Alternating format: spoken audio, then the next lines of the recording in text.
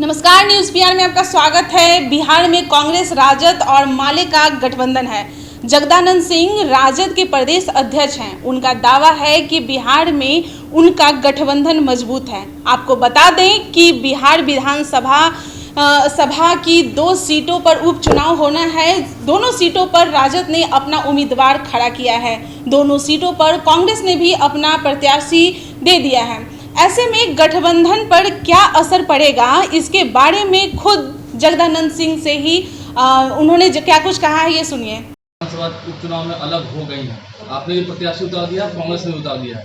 क्या लगता है ये फ्रेंडली मैच होगा या फिर तकरार शुरू हो गई?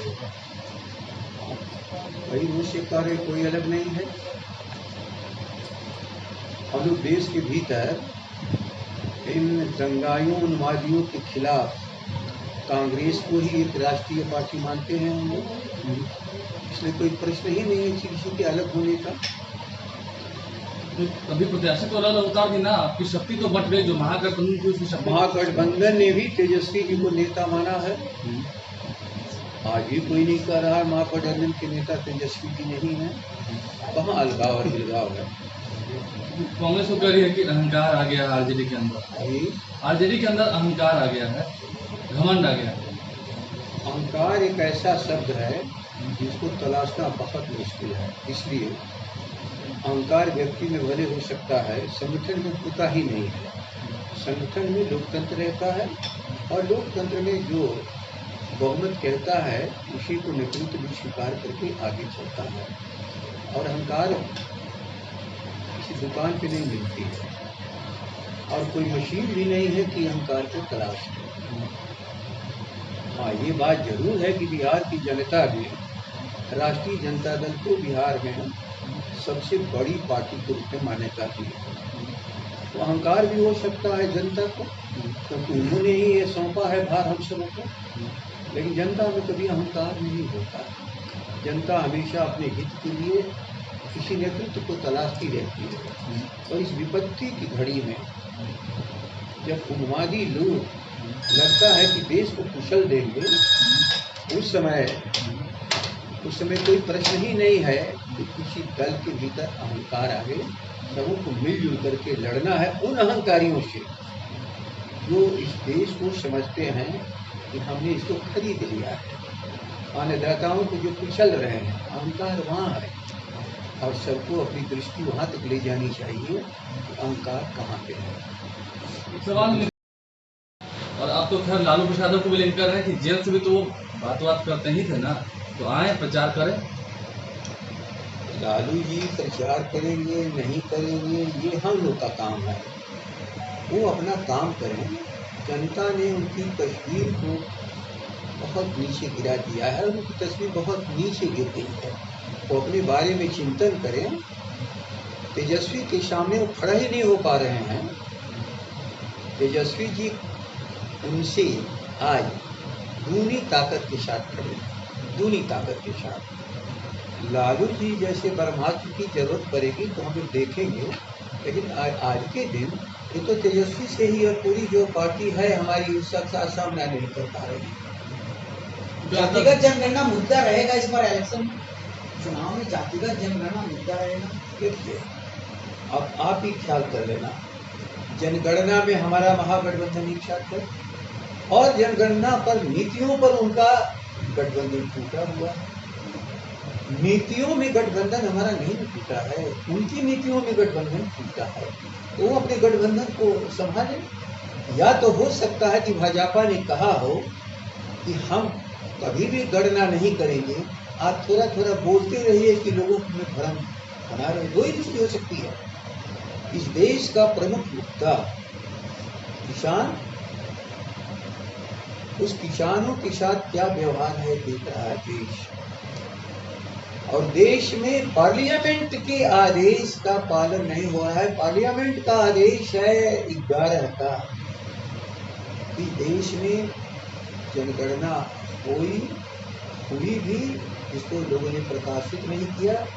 ये आज 14 में आने के बाद, और जिसमें गणना हो भाजपा भी शामिल था, सर्वसम्मति से वह रेजोल्यूशन था पार्लियामेंट में। तो देश की बड़ी सबसे पंचायत भारत की संसद के आदेश और निर्देश की अवहेलना करने वाले कैसे देश को, देश के लोकतंत्र को, संविधान को बचाएंगे? ये नीतीश पहले प्रश्न हल करें अपने दिल में कि आखिर वो कर क्या रहे हैं। हम लोग गठबंधन इस जातीय गणना में, क्योंकि चुनावी मुद्दा रहेगा इसमें। ये भाई आप सुन लीजिए, ये विद्वेष फैलाने के लिए नहीं है।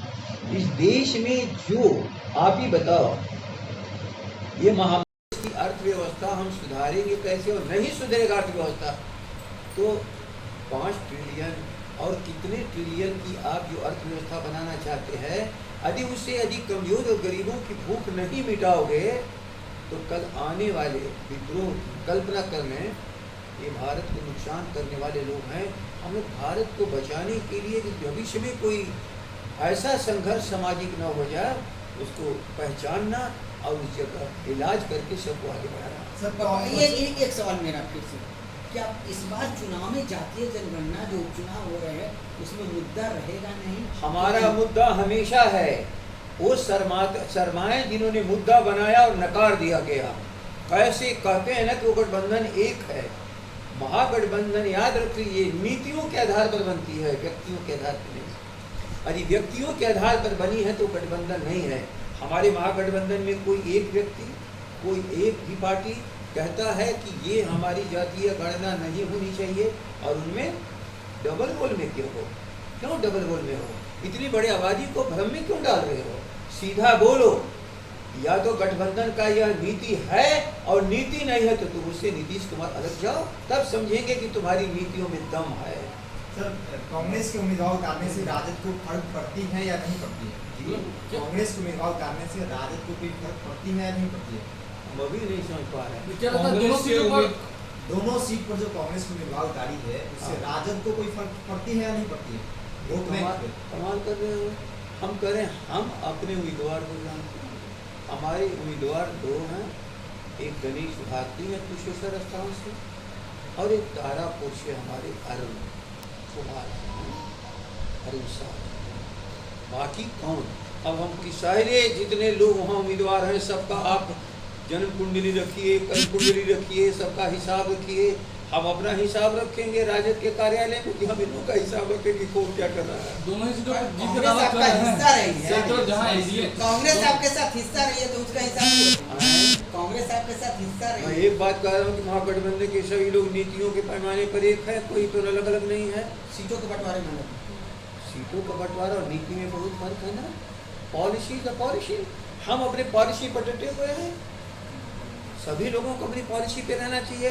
नीतीश और भाजपा की पॉलिसी में अंतर है, उनका नकली एकता है और हमारा असली एकता है। दोनों सीटों पर जीत का दावा कर रही है। दोनों ही सीटों पर आरजेडी जीत का दावा करती है। अभी हमको समझी नहीं रही। दोनों सीट पर जो आपने सुना कि जगदानंद सिंह ने मुख्यमंत्री नीतीश कुमार के भी बयान पर पलटवार किया है। उन्होंने कहा है कि वो क्या बोलते हैं इनसे कोई मतलब नहीं है, वे तेजस्वी यादव के सामने खड़ा भी नहीं हो सकते हैं, बस लालू जी अपना काम करें। ये न्यूज़ PR के साथ मैं रूपम सिंह।